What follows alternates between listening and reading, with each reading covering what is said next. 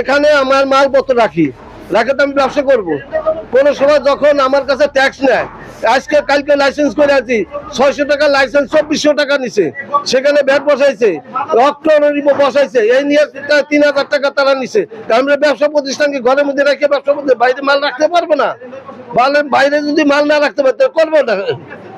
আমরা তো সরকারের খাজনা দেই, ট্যাক্স দেই, ইনকাম দেই। আপনার ট্যাক্স কি আপনার বাইরের জন্য দেন না দোকানের জন্য? দোকানের জন্য দেই। তাহলে আপনি বাইরের কথা বলতে, বাইরে এখন তো মালটা রাখতে হবে না, এটা কথা। আপনি যদি দোকানে আটকে দিয়ে তো ব্যবসা করুন কোন জায়গা? দোকানের ভিতরে তো যথেষ্ট জায়গা আছে। যথেষ্ট তো আমার এর জায়গা আছে, কিন্তু সামনে তো কিছু মাল রাখার দরকার আছে।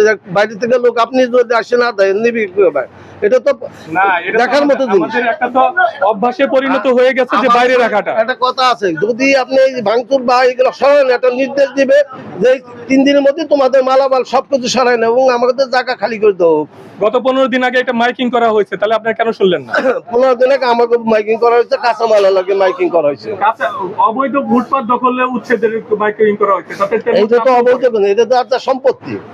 আপনার ওইটা সম্পত্তি, এটা কি সম্পত্তি? এইটুকু আমাদের যেটুকু আছে সেটুকুই আমরা যে এই যে করছি, এটা তো আমাদের নিজের না। ড্রেন আমার জায়গা না। তাহলে ড্রেন তো অবৈধ, আপনি সরকারি জায়গা, তাহলে আপনি কিভাবে বলেন না দাবি করে? না, ওই ড্রেনটা আমার দরকার না।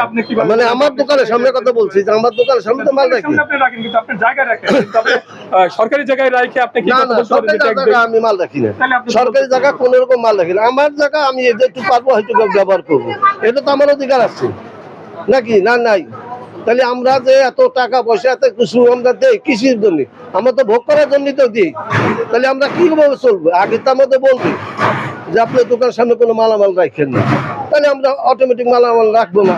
এই দিয়ে তো আমাদের বলা উচিত ছিল। তা না বললে আমাদের আইসি ভাঙ্গে চুরে ফেলাই দিতেছে, এটা কি নিয়ম?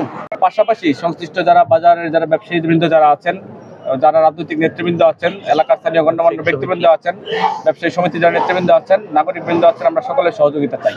কারণ শুধুমাত্র পৌরসভার পক্ষে এই বিশাল এলাকা প্রতিদিন আপনার বের হয়ে জিনিসগুলা দেখা, মনিটর করা অত্যন্ত কঠিন কাজ। আমরা হয়তো একটা নির্দিষ্ট সময় পর এই ধরনের অভিযান পরিচালনা করব, কিন্তু সেটা মেনটেন করার জন্য আমাদের সকল নাগরিক সমাজের সকল শ্রেণীর মানুষের সহযোগিতার প্রয়োজন হবে।